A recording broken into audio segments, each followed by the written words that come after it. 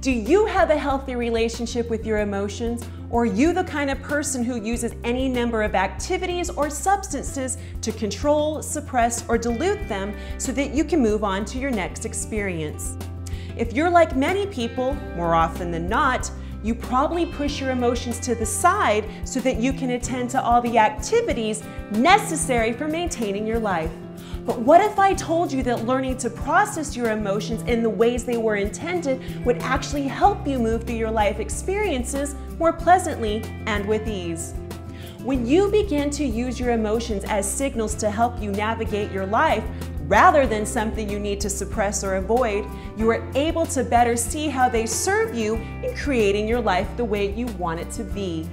So on this episode of Living Clear, I'm going to show you how to better deal with your emotions.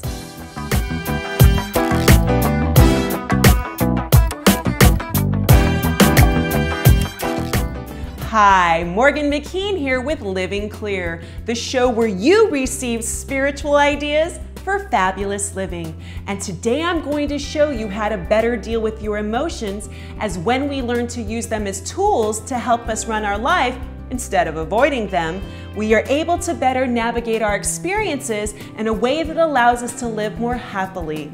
In order to best deal with your emotions, it helps to have a clear understanding as to what they're here to do for you. So here it is. Your emotions serve as an internal feedback system, letting you know when your thoughts or physical experiences are aligned or not with your desires. When you entertain ideas or engage in an experience that's pleasing or something that you feel in resonance with, you will tend to feel happy or be in a pleasant mood. And when you're focusing on ideas in your thought stream that are counter to your dreams, you will typically experience fear-based feelings like sadness, anxiety, or even despair. The reason you feel a particular emotion is so that you can respond to it either by maintaining a congruent thought stream, one that's aligned with who you want to be, or if it's off, giving you the opportunity to course correct your ideas. So if you're involved in a situation or experience where you keep receiving signals that something isn't right, it's usually because it's not. And your feeling or emotion is offering you feedback to convince you to further investigate the experience, or at least your thoughts about it, so that you can identify what's off and fix it.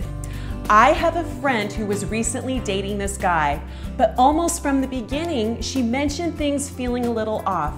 At first, it was because he was coming on like gangbusters, doing all the things that guys do when they want a relationship, but almost at lightning speed, making her feel a little bit uneasy. And then even more so when after a couple of dates, he wanted her to help him financially, almost like she owed him something. When I asked her to use her feelings as her internal signals directing her which way to go, instead of avoiding them, she could clearly see where the relationship was one-sided, as he was using her for what she could do for him, and her negative feelings were showing up to encourage her to investigate what was off, which I'm glad she did, and I'm happy to say, left him. When you feel pain, fear, anger, or even despair about moving forward in a situation or experience, it's usually because for any number of reasons, it isn't an energetic match for you, and your emotional feedback system is offering signals to help you get your thought stream back on track. Like my friend.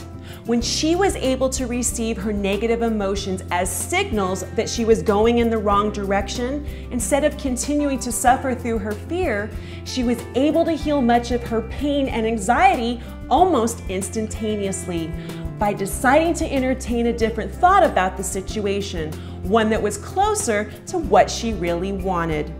In order to be able to receive the valuable insights and information your emotions are offering you, try the following.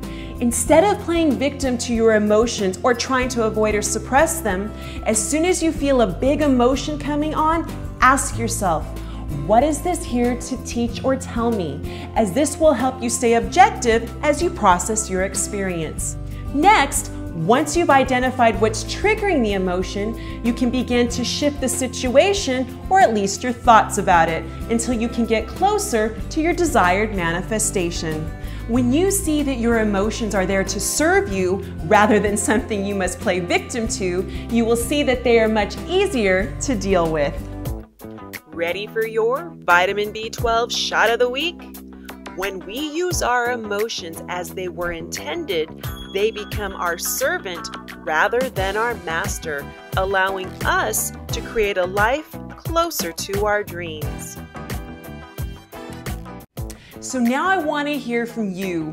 Do your emotions get the better of you, or have you formed a slew of bad habits and activities in order to avoid or suppress them? If so, please leave your comments and questions below, as I want to know your story and the challenges you face when it comes to better dealing with your emotions. Who knows?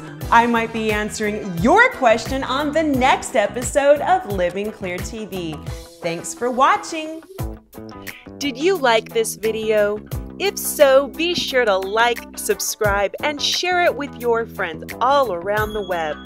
Looking for a vitamin B12 shot for your dreams? Head on over to morganmckeen.com and sign up for Living Clear to get the motivation you need to make your dreams a reality. You've been watching Living Clear with Morgan McKean, where you get the best spiritual ideas for fabulous living.